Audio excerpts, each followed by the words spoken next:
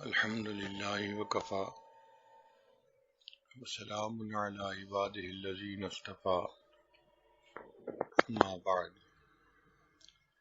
أعوذ بالله من الشيطان الرجيم بسم الله الرحمن الرحيم قل إن كنتم تحبون الله فاتبعوني يحببكم الله سبحان ربك رب العزة عما يصفون وسلام على المرسلين الحمد لله رب العالمين اللهم صل على سيدنا محمد وعلى آل سیدنا محمد وبارک وسلم۔ سلسلہ نقشبندیہ میں 3 چیزوں کی اہمیت زیادہ ہے۔ ایک کثرت ذکر، دوسرا اتباع سنت، تیسرا صحبت شیخ۔ کثرت ذکر پر تو کل گفتگو ہوئی، آج اتباع سنت کے متعلق بات کی جائے گی۔ سلسلہ چشتیہ کے بعد بزرگوں نے لکھا ہے کہ ہم مجاہدہ نفس کے ذریعے سے سلوک طے کرواتے ہیں، لیکن ہمارے مشائخ نے کہا ہے کہ ہم اتباع سنت کے ذریعے سے سلوک طے کرواتے ہیں۔ اور سچ پوچھیں تو کھانے پینے کے باقی مجاہدے کرنے آسان، ہر حال میں سنت کے مطابق عمل کرنا یہ بہت مشکل کام۔ حضرت خواجہ بایزید بستامی رحمۃ اللہ فرماتے ہیں کہ میں نے 20 سال مجاہدہ کیا اور میں نے ہر کام کو سنت کے مطابق کرنے سے زیادہ بڑا مجاہدہ کوئی نہیں دیکھا۔ نفس کے اوپر باقی مجاہدے آسان ہیں، ہر کام کو سنت کے مطابق کرنا یہ سب سے بڑا مجاہدہ ہوتا ہے۔ بایزید بستامی رحمۃ اللہ کے پاس ایک بندہ آیا، کچھ سال رہا، پھر کہنے لگا حضرت میں جاتا ہوں۔ کیوں جاتے ہو؟ حضرت میں تو آیا تھا کوئی آپ کی کرامت دیکھوں گا، کوئی ایسی چیز دیکھوں گا، میں نے تو اتنے 8 سال گزارے یا اتنے سال گزارے کوئی چیز بھی نہیں دیکھی۔ انہوں نے فرمایا اچھا یہ بتاؤ ان 8 سالوں میں کوئی کام مجھے سنت کے خلاف کرتے دیکھا ہے؟ اس نے کہا نہیں، ایسا تو نہیں دیکھا۔ فرمایا اس سے بڑا کرامت اور کیا ہو سکتی ہے؟ تو الاستقامت فوق الکرامہ، استقامت جو ہوتی ہے نا وہ کرامت کے اوپر فضیلت رکھتی ہے۔ ہم سے ساری دنیا کی کرامتیں چھین لی جائیں اور ہمیں سنت کی اتباع عطا فرما دیں تو ہم اس میں کامیابی کے سوا اور کچھ نہیں جانتے، اور ساری دنیا کی کرامتیں ہمیں دے دیں اور سنت کی اتباع ہم سے لے لیں تو ہم اس میں اپنی خاری کے سوا اور کچھ نہیں سمجھتے۔ تو ایک ذہن بنا ہونا چاہیے کہ ہر کام کو سنت کے مطابق کرنا یہ ہماری زندگی کا مقصد ہے۔ آپ یوں سمجھیں کہ نماز میں ہر مقتدی کو امام کی پیروی کرنی پڑتی ہے، اگر امام کی پیروی نہیں کرے گا تو نماز نہیں ہوگی۔ ہماری پوری زندگی کی مثال نماز کی مانند ہے، اور اس نماز کے امام حضرت محمد مصطفیٰ احمد مجتبیٰ صلی اللہ علیہ وسلم ہے۔ تو ہمیں زندگی کے ہر کام میں نبی علیہ السلام کی سنت پر کرتے ہیں، ہر معاملے میں چھوٹا ہو یا بڑا، حتیٰ کہ کھانا پینا، پہننا اوڑھنا، چلنا پھرنا، زندگی کے ہر کام میں نبی علیہ السلام کے طریقے کو اپنانا یہ ہمارے اوپر لازم ہے۔ نبی علیہ السلام کی اتباع کرنے سے انسان اللہ کا محبوب بن جاتا ہے، پسندیدہ بن جاتا ہے۔ قرآن مجید میں ہے اے میرے محبوب فرما دیجئے ان کنتم تحبون اللہ، اگر تم اللہ سے محبت کرتے ہو فاتبعونی، میری اتباع کرو، یحببکم اللہ، اللہ تم سے محبت فرمائیں گے۔ تو سنت کی اتباع کرنے سے انسان اللہ کو پسند آ جاتا ہے۔ اور ذرا غور کریں کہ یہ کتنی بڑی نعمت ہے کہ اللہ انسان کو پسند کر لیں، سبحان اللہ۔ آپ اس کی مثال سمجھنے کی خاطر یوں لیں کہ عورتوں کے ذہن میں یہ بات ہوتی ہے کہ ہم جسم کے جس عضو کا زیور پہن لیں گی نا ہمارا وہ عضو ہمارے خامند کی نظر میں خوبصورت ہوگا.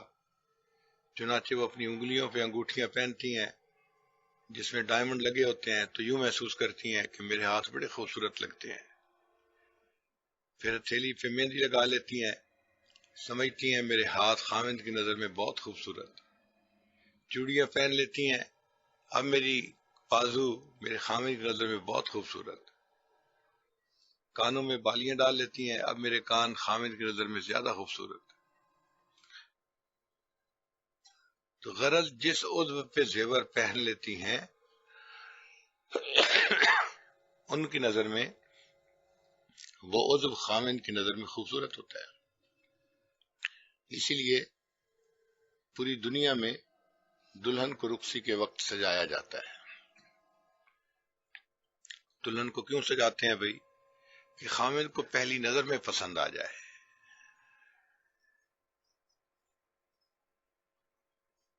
اس کا میک اپ ہوتا ہے، اس کو زیور پہناتے ہیں، اچھے کپڑے پہناتے ہیں کہ بس خامند کی پہلی نظر پڑے تو خامند کے دل میں اس کی جگہ بن جائے. جس طرح ایک دلہن یہ سمجھتی ہے کہ بننے سنورنے سے یا زیورات کے پہننے سے خامند کی نظر میں میں زیادہ پسندیدہ بن جاؤں گی، مومن کو چاہیے کہ یہ کیفیت دل میں رکھے کہ میرے جسم کا جو عضو سنت کے مطابق عمل کرنے لگ جائے گا وہ عضو اللہ کی نظر میں پسندیدہ ہو جائے گا. اللہ اس کو محبت کی نظر سے دیکھیں گے، پسندیدگی کی نظر سے دیکھیں گے. اس لیے ایک مزاج بنانے کی ضرورت ہے کہ ہر کام ہم نے سنت کے مطابق کرنا ہے. ہمارے اکابر نے لکھا ہے کہ اگر کوئی آدمی سنت کے مطابق بیت الخلاء میں جا کر فارغ ہو جائے اس کو ثواب زیادہ ملے گا، اور کوئی بندہ سنت کے خلاف کوئی عبادت کرے تو اس کو اس پر ثواب نہیں ملے گا. تو سنت کے خلاف عبادت پر بھی ثواب نہیں ملے گا اور سنت کے مطابق بیت الخلاء جانے پر بھی ثواب مل جائے گا.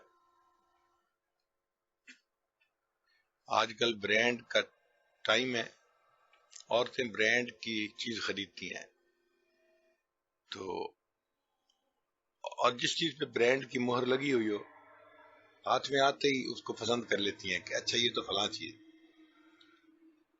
اللہ تعالیٰ کے ہاں بھی اسی طرح ہے کہ قیامت کے دن بندے کے اعمال اللہ تعالیٰ کے ہاں پیش ہوں گے تو جس کے اوپر سنت کے برانڈ کی مہر لگی ہوگی اللہ کے ہاں قبول.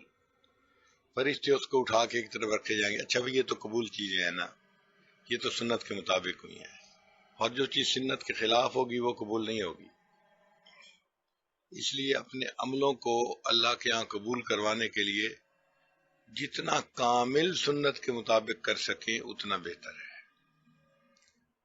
اور یہ مشکل کام بھی نہیں ہے، زندگی کی ایک ترتیب بنانی پڑتی ہے. آج لوگوں نے فرنگیوں کے طریقے اپنائے ہوئے ہیں، ان کے مطابق کھانا پینا کرتے ہیں. تو بھئی اگر فرنگی کے مطابق وہ کھانا پینا کر رہے ہیں تو ہم سنت کے مطابق کریں، ہمیں اس پر اجر ملے گا.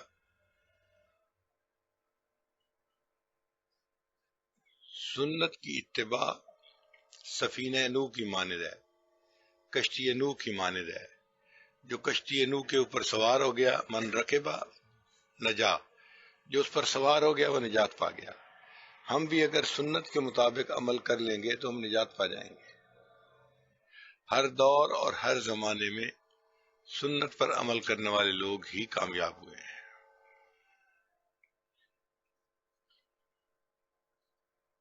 سنت کے ہمیں متلاشی بننا چاہیے، یعنی تلاش رہے، جہاں نظر آ جائے کہ یہ عمل سنت کے مطابق ہے اسی کو اپنائیں، ڈھونڈ ڈھونڈ کے چن چن کے سنتوں کو اپنائیں.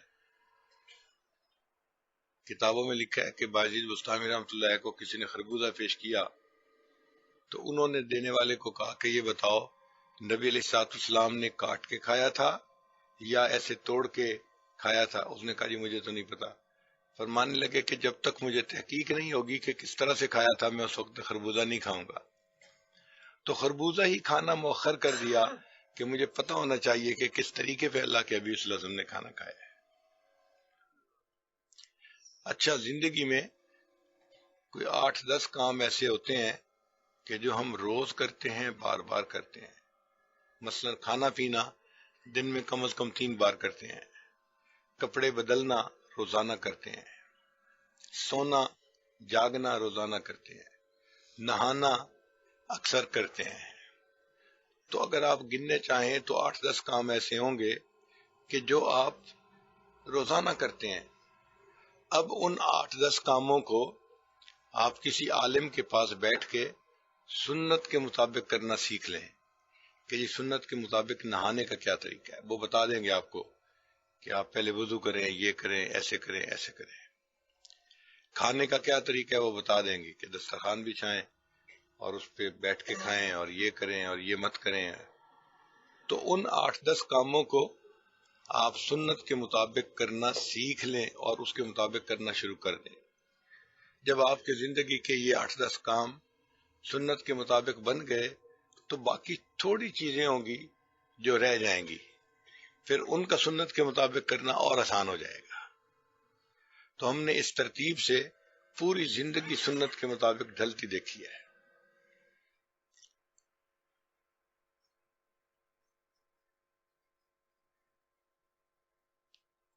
تو ہر کام کو سنت کے مطابق کر کے لطف لیجئے، مزے لیجئے۔ جس کام کو آپ سنت کے مطابق کریں، انجوائے جیسے بندہ کرتے ہیں نا، انجوائے کریں اس کو۔ صحابہ کرام رضی اللہ تعالی عنہم انجوائے کرتے تھے، اور ان کو اگر کوئی کہتا تھا کہ کافر دیکھ رہے ہیں تم یہ کیا کر رہے ہو، تو وہ کہتے تھے اترک سنت حبیبی لہؤلاء الحمقاء، کیا ان احمقوں کی وجہ سے میں اپنے محبوب کی سنت کو چھوڑ دوں گا؟ ایسے بندے کے اندر کیفیت آ جائے کہ بندہ یوں ہی سمجھے کہ ان احمقوں کے پیچھے میں اپنے حبیب صلی اللہ علیہ وسلم کی سنت کو کیوں چھوڑوں گا، میں نہیں چھوڑوں گا۔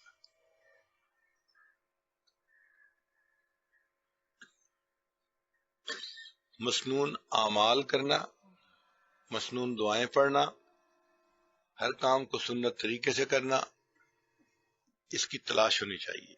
اس سے سالک کی ترقی جلدی ہوتی ہے۔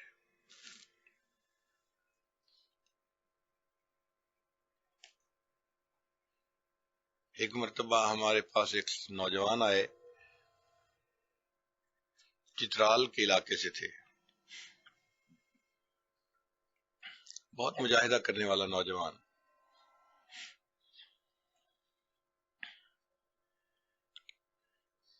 بیعت ہوئے تو انہوں نے اپنی نجی محفل میں کسی بندے کے پوچھنے پہ بتایا کہ میں صائم الدہر ہوں، یعنی مستقل روزہ رکھتا ہوں، ہر روز روزہ رکھتا ہوں، اور اس وقت مجھے زندگی کے 32 سال ہو چکے ہیں۔ یعنی زندگی کے 32 سال میں وہ کہتے ہیں کہ سوائے عیدین کے میرا روزہ کبھی قضا نہیں ہوا، ہر روز روزہ رکھتا ہوں۔ تو میرے چھوٹے بیٹے سیف اللہ نے سنا تو وہ بڑا حیران ہوا، مجھے آ کے کہنے لگا ابو جی یہ نوجوان کتنا مجاہدہ کرتا ہے کہ 32 سال سے عیدین کے علاوہ اس کا کوئی روزہ قضا ہی نہیں ہوا۔ میں نے کہا بیٹا یہ کام آسان ہے۔ کہنے کا ابو جی آسان ہے؟ میں نے کہا یہ آسان ہے، اس سے یہ کہو کہ ایک دن روزہ رکھے، ایک دن افطار کرے، ایک دن روزہ ایک دن افطار۔ تو سیف اللہ گیا اور اس نے جا کے پوچھا، تو اس نوجوان نے کہا کہ نہیں یہ بہت زیادہ مشکل ہے، ایک دن روزہ ایک دن افطار۔ جو صوم داودی ہے، جو سنت ہے، وہ مشکل ہے، اور اس کے علاوہ مستقل وہ کہنا جی اب تو میری عادت بن گئی ہے، لوگ بھی 2 دفعہ دن میں کھاتے ہیں، میں بھی 2 دفعہ کھاتا ہوں، ایک فجر اذان سے پہلے اور ایک مغرب کے بعد، دن میں مجھے کھانے پینے کی عادت نہیں ہے، تو مستقل روزہ رہنا میرے لیے آسان ہے، ایک دن روزہ ایک دن افطار یہ کرنا یہ مشکل کام ہے۔ لیکن الحمدللہ کہ کرنے والے یہ ترتیب بھی کر رہے ہیں۔ ہمارے اپنے قریبی حلقے کے ایک عالم ہیں، ماشاءاللہ ان کی زندگی کے شاید کوئی 30 سال گزر چکے ہیں، ایک دن روزہ ایک دن افطار، ایک دن وہ ہمارے ہاں جب بھی آتے ہیں ہمیں ان سے پوچھنا پڑتا ہے آج آپ کا افطار ہے یا آج آپ کا صوم ہے؟ وہ کہتے ہیں کہ آج میرا افطار ہے، تو پھر ہم ان کو کھانا دن میں دیتے ہیں، اور اگر ان کا روزہ ہو یا روزہ رکھنا ہو تو پھر ان کو اس حساب سے دیتے ہیں. مگر الحمدللہ شادی شدہ ہے اور اللہ نے ان کو یہ توفیق دی، وہ زندگی بھر کی ترتیب چلا رہے ہیں، ایک دن روزہ ایک دن افطار، ایک دن روزہ ایک دن افطار. اور روزے کی ایک لذت ہوتی ہے. اصل میں کھانا پینا یہ بشر کا تقاضا ہے، ملائکہ نہیں کھاتے پیتے. نہ کھانا پینا یہ ملکوتی صفت ہے، یہ اللہ کی صفت ہے، اللہ کو کھانے پینے کی کوئی حاجت نہیں. تو کھانے پینے میں کمی کرنے پر انسان کی روحانی ترقی بہت جلدی ہوتی ہے. اس لیے مشائخ کی زندگیوں کو پڑھ کے دیکھیں، وہ بہت کم کھانے والے لوگ تھے، بہت کم کھاتے تھے، مجاہدہ کرتے تھے. اس سے ان کے اندر روحانیت بڑھتی تھی. جسم کمزور ہوتا ہے، روحانیت قوی ہو جاتی ہے. ہماری والدہ ماجدہ بہت روزے رکھتی تھی، کثرت سے روزے رکھتی تھی. ہمیں تو پتہ بھی نہیں چلتا تھا کہ آج ان کا روزہ ہے یا نہیں ہے. تب پتہ چلتا تھا جب ہم کہتے کہ پانی پی لیں، دوائی لے لیں، وہ کہتے تھی نہیں میرا روزہ ہے. ہمیں تو پتہ چلتا تھا. مجھے ڈاکٹروں نے کئی مرتبہ کہا کہ اپنی امی کو کہیں روزے نہ رکھے، بڑھاپا ہے، 80 سال کے قریب عمر ہو گئی ہے، اب ان کو نیوٹریشن کی ضرورت ہے. تو میں ایک ایک گھنٹہ امی کی منتیں کرتا تھا کہ امی آپ احسان فرمائیں، میری منت قبول کریں، آپ نے روزہ اب نہیں رکھنا. تو وہ نہ نہیں کرتی تھی، چپ رہتی تھی. مگر اگلے دن پھر روزہ، پھر اگلے دن روزہ. اللہ اکبر کبیرہ. ایک دفعہ تو میں نے ان کے پاؤں پکڑے اور 1 گھنٹے تک میں مستقل روتا رہا کہ امی آپ کی صحت کمزور ہو رہی ہے اور ڈاکٹر لوگ کہتے ہیں کہ آپ کو نیوٹریشن کی ضرورت ہے. تو میں آپ کا بیٹا ہوں، مجھ سے یہ برداشت نہیں ہوتا کہ اللہ نے ہمیں رزق کھلا دیا ہے اور آپ بھوک پیاس کی وجہ سے کمزور ہو جائیں، بیمار رہیں. تو آپ کچھ کھائیں، کچھ پئیں، جوس پئیں، فلاں چیز پئیں، سوپ بنوائیں گے آپ کے لیے، فلاں کریں گے. خاموشی سے سنتی رہتی تھی. اور اگلے دن جب میں صبح اٹھتا تھا میں اپنی ہمشیرہ سے پوچھتا تھا کہ امی کو دوائی دی، کہتی ان کا تو روزہ ہے، ان کی تو نیت ہی روزے کی ہے. ایسے لگتا تھا جیسے ان کو چسکا پڑ گیا تھا روزہ رکھنے کا. اور واقعی روزے کا اپنا ایک مزہ ہے. چنانچہ نوجوان بچوں کو چاہیے کہ سوموار اور جمعرات کا روزہ رکھیں ہر ہفتے، اور مہینے میں 3 دن ایام 20 جن کو کہتے ہیں 13 14 15 اس کا روزہ رکھنا عادت ڈالیں. جو اپنی شہوت سے تنگ ہو، نکاح نہ کر سکتا ہو، وہ اس سے بھی زیادہ روزے رکھے. 1 دن روزہ 1 دن افطار، 1 دن روزہ 1 دن افطار. اور اگر کوئی اس طرح بھی اپنی شہوت سے جو ہے نا وہ امن نہ پائے تو وہ پھر ذرا صوم وصال رکھ کے دیکھے. صوم وصال کہتے ہیں کہ 2-3 دن روزہ رکھے، پانی سے افطار، پانی سے سحری، پانی سے افطار، پانی سے سحری. تیسرے دن ایسی طبیعت صاف ہوگی کہ سب شہوتیں ختم ہو جائیں گی اور جسم کے اندر ویکنیس ہوگی، نفس کی شہوت ٹوٹے گی اور انسان کو اپنی اصلیت کا پتہ چل جائے گا.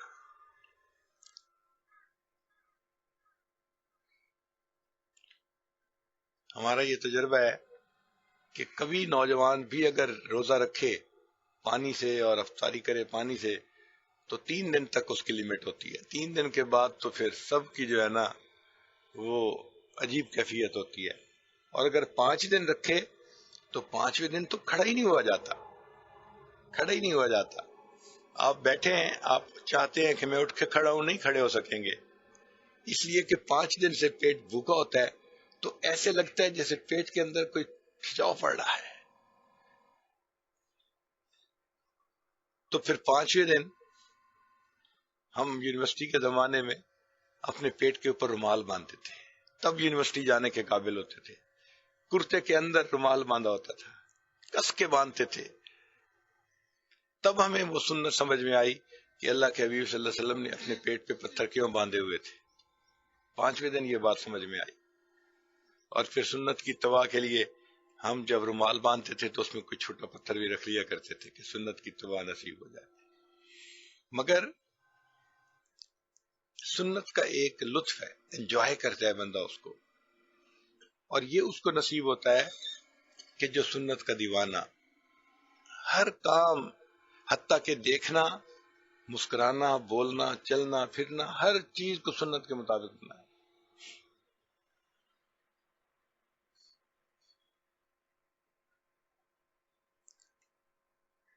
ہمارے گھر میں کتاب آئی شمائل کبریٰ، اس میں نبی علیہ السلام کی سنتیں دی ہوئی ہیں، تو میری اہلیہ نے اس کو پڑھا، تو میں نماز پڑھ کے گھر آیا تو مجھے کہنے لگی کہ میں نے یہ پوری کتاب پڑھی ہے، مجھے تو ایسے لگا ہے کہ جیسے میں آپ کی پوری زندگی کو دیکھ رہی ہوں۔ جو میں نے کتاب میں پڑھا، جب میں نے آپ کی زندگی میں دیکھا تو اس چیز کو اسی کے مطابق دیکھا۔ تو الحمدللہ بندہ ایسی کوشش کرے کہ ہر عمل اس کا سنت کے مطابق ہوتا چلا جائے۔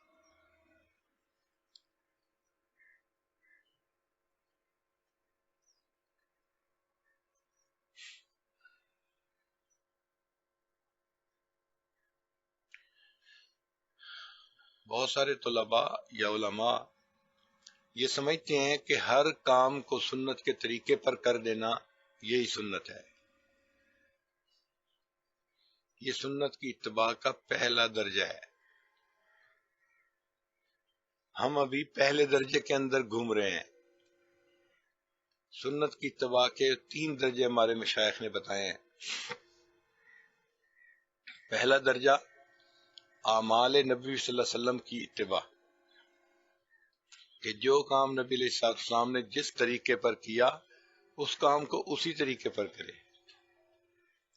جب انسان ایسا کرتا ہے پھر اللہ تعالیٰ اس کو روحانی ترقی عطا فرماتے ہیں، پھر وہ اگلے درجے میں ترقی کر جاتا ہے۔ اور سنت کی اتباع کا دوسرا درجہ ہے اخلاق نبوی کی اتباع، کہ بندے کو ایسا سنت کے ساتھ ممانست ہو جائے، اس کے اخلاق بھی نبی علیہ السلام کے اخلاق کی مانند بن جائیں، اس میں حلم ایسا آ جائے، غصے پہ کنٹرول ایسا آ جائے، رأفت و رحمت آ جائے، طبیعت میں درگزر آ جائے، معافی آ جائے، نبی علیہ السلام کے جو اخلاق عظیمہ تھے ان کا رنگ بندے پہ چڑھ جائے۔ یہ سنت کی اتباع کا اگلا درجہ ہے۔ اب آج دیکھیں گے کہ بہت سارے ہمارے نوجوان لباس تو سنت کے مطابق بنا لیتے ہیں، کھانا پینا تو سنت کے مطابق بنا لیتے ہیں، لیکن ان کا غصہ، توبہ، ان کے ذرا گھر والوں سے پوچھ کے دیکھو، ان کے اخلاق سنت کے مطابق نہیں بنتے۔ اس لیے وہ نیک سے نیک تر بن رہے ہوتے ہیں اپنی نظر میں، اور ان کے گھر والے دین سے دور تر جا رہے ہوتے ہیں ان کی حرکتوں کو دیکھ کے، کہ اس نے شکل تو بدل لی ہے سنت والی، لیکن یہ بندہ جو ہے یہ انسان نہیں ہے، خود سے آ جائے تو یہ پکا حیوان ہے، بے سینگ کا جانور ہے۔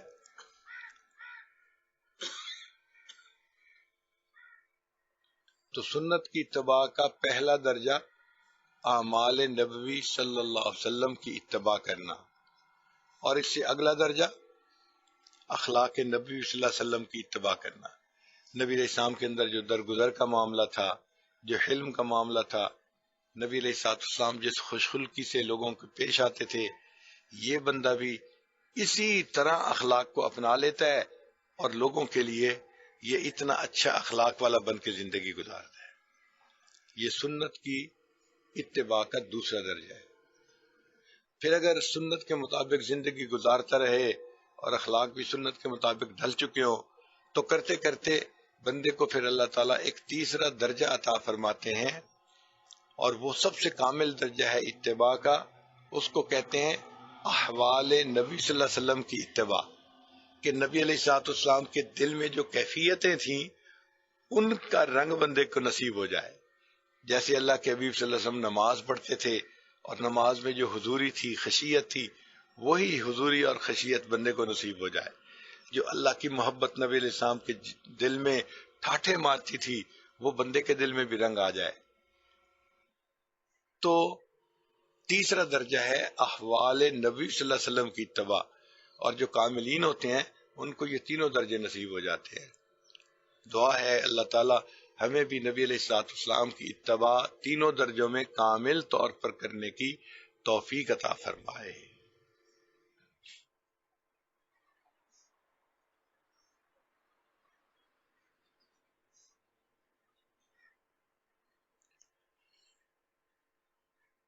وہی سمجھا جائے گا شہدائے جمال مصطفیٰ، وہی سمجھا جائے گا شہدائے جمال مصطفیٰ، جس کا حال حال مصطفیٰ ہو قال قال مصطفیٰ، وہی سمجھا جائے گا شہدائے جمال مصطفیٰ، جس کا حال حال مصطفیٰ ہو قال قال مصطفیٰ۔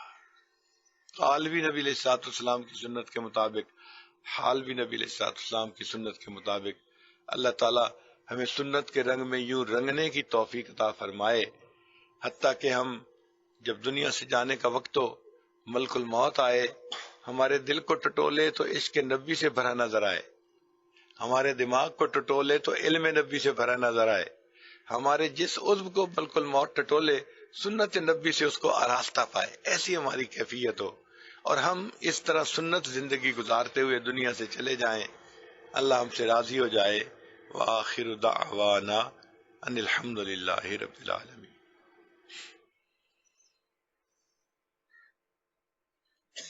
کچھ دیر کے لیے مراقبہ کر لیجیے، آنکھوں کو بند کر لیجیے، سر کو جھکا لیجیے، دنیا اور جو کوئی دنیا میں ہے اس سے ہٹ کٹ کے اللہ رب العزت کی یاد میں ڈوب جائیے۔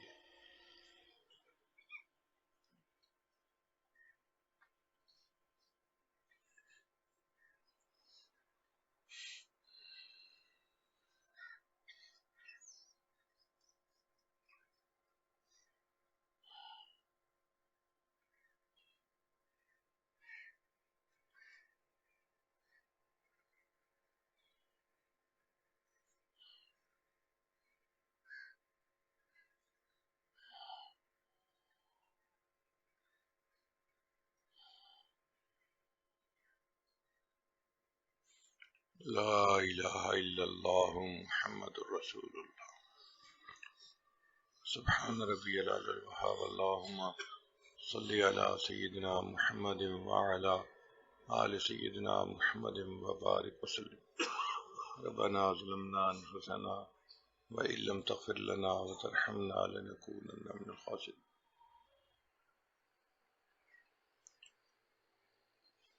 اے کریم آقا، ہم آپ کے عاجز مسکین بندے ہیں، ہمیں اپنے آقا اور سردار صلی اللہ علیہ وسلم کی ایک ایک سنت پر محبت کے ساتھ عمل کرنے کی توفیق عطا فرما، پوری زندگی کو سنت کے مطابق ڈھالنے کی توفیق عطا فرما، پیشانی کے بالوں سے پکڑ کر ہمیں سنت کے رستے پہ چلنے کی توفیق عطا فرما۔ اے رب کریم، ہماری ان دعاؤں کو اپنی رحمت سے قبول فرما، جو مانگا وہ بھی عطا فرما، جو مانگنا چاہیے تھا ہم نہیں مانگ سکے ہمیں وہ بھی عطا فرما۔ ربنا تقبل منا انک انت السمیع العلیم، تب علینا انک انت التواب الرحیم۔ صلی اللہ تعالی علی حبیبی سیدنا محمد وآلہ واصحابہ اجمعین برحمتک یا ارحم الراحمین۔